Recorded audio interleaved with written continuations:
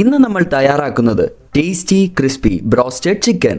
അതിനായി ഒരു ബൗളിലേക്ക് 1.5 കിലോ വരുന്ന ചിക്കൻ എടുത്തു മാറ്റി വെക്കുക.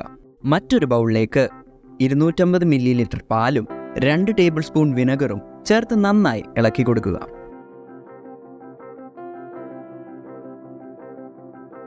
ഇതിനുശേഷം 1/4 ടീസ്പൂൺ മഞ്ഞൾപ്പൊടിയും 1/2 ടീസ്പൂൺ കുരുമുളക് പൊടിയും 1/2 ടീസ്പൂൺ ഗരം മസാലയും 1 ടീസ്പൂൺ മുളക് പൊടിയും 1 ടീസ്പൂൺ ഗാർലിക് പേസ്റ്റും ശേഷം ആവശ്യത്തിന് ഉപ്പും ചേർത്ത് നന്നായി ഇളക്കി യോജിപ്പിക്കുക.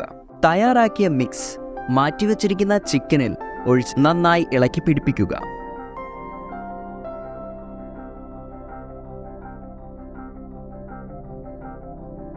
ശേഷം ഇത് 3 മണിക്കൂർ നേരത്തേക്ക് ഫ്രിഡ്ജിലേക്ക് മാറ്റിവെക്കുക.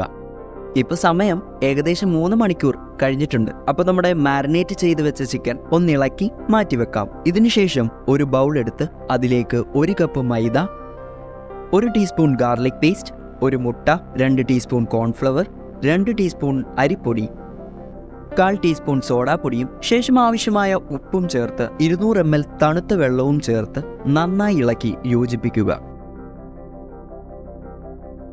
അത് ഈ ഒരു കൺസിസ്റ്റൻസി ആവുമ്പോഴേക്കും മറ്റൊരു ബൗൾ എടുത്ത് അതിലേക്ക് 200 ഗ്രാം മൈദ, 100 ഗ്രാം അരിപ്പൊടി, 1/2 ടീസ്പൂൺ മുളക് പൊടി, 1/2 ടീസ്പൂൺ ഗരം മസാല, ശേഷം ആവശ്യത്തിന് ഉപ്പും ചേർത്ത് നന്നായി ഇളക്കി യോജിപ്പിക്കുക. ഇനി നമ്മൾ മാറ്റിവെച്ച ചിക്കനില്ലേ, അതിനെ ബാറ്ററിലേക്ക് മുക്കി മൈദയിൽ കോട്ട് ചെയ്ത് മാറ്റിവെക്കുക.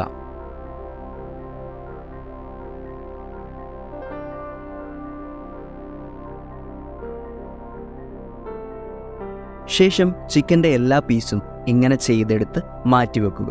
ഇനി ഒരു പാൻ എടുത്തതിന് ശേഷം നമ്മുടെ ചിക്കൻ വറക്കാൻ ആവശ്യത്തിന് എണ്ണ അതിലേക്ക് ഒഴിച്ചു കൊടുക്കുക. എണ്ണയൊന്ന് ചൂടായി വരുമ്പോഴത്തേക്കും നമ്മുടെ ചിക്കൻ ഓരോന്നായി അതിലേക്ക് ഇട്ട് കൊടുക്കാം. ഒരു സൈഡ് കുക്കാവുമ്പോഴത്തേക്കും അതിനെ തിരിച്ചൊന്നിട്ട് കൊടുക്കാം.